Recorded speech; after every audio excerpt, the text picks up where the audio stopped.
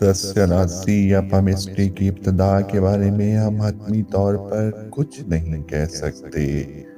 قدیم تہذیبوں سے پتھر کے زمانے کی غاروں تک ہاتھوں کی تصاویر موجود ہیں جن میں لکیروں کو واضح کر کے دکھایا گیا ہے۔ یقیناً یہ علم بھی باقی علوم کی طرح بتدریج ارتقا کرتا ہوا موجودہ مقام تک پہنچا ہے۔ عام طور پر اس کی ابتدا کو ایک ہندو مہارشی والمیکی سے جوڑا جاتا ہے جس نے 5000 سال قبل ایک کتاب لکھی تھی جس میں ایک نظم کے 567 بند ہیں اور ہر بند 8 مصروں کا ہے اور ہر مصرے میں ہاتھ کی ایک علامت کا تذکرہ ہے۔ اگرچہ یہ ایک تجرباتی علم ہے مگر سائنسی نقطہ نظر رکھنے والے تمام لوگ ہاتھ کی لکیروں سے حال، ماضی یا مستقبل کے بارے میں علم حاصل کرنے کو تسلیم نہیں کرتے۔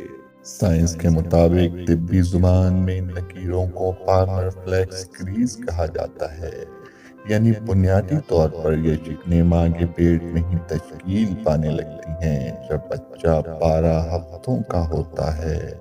یہی وجہ ہے کہ پیدائش کے وقت بچے کے ہاتھوں پر لکیریں موجود ہوتی ہیں۔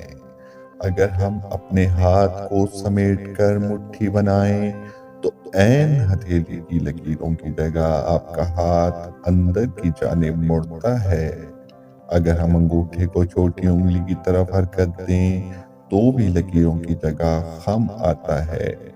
سائنس کے مطابق صرف یہی ان لکیروں کا مقصد ہے۔ اگر یہ لکیریں نہ ہوں تو بار بار کی حرکت سے ہتھیلی کی جلد پھول جائے گی اور ڈھیلی پڑنے لگے گی۔ یعنی قدرت نے ہتھیلی کی لکیروں کی شکل میں ایسا نظام تخلیق کیا ہے جو کہ ہاتھ اور انگلیوں کی حرکت کے دوران جلد کو محفوظ طریقے سے اکٹھا ہونے اور پھیلنے کا موقع فراہم کرتا ہے، جس سے ہاتھوں کی حرکت ممکن ہو پاتی ہے اور جلد محفوظ رہتی ہے۔ اگر یہ لکیریں موجود نہ ہوں تو ہمارے ہاتھ آسانی سے حرکت نہیں کر سکیں گے اور انہیں کھولنا یا بند کرنا یا کسی چیز کو گرفت کرنا ممکن نہیں رہے گا۔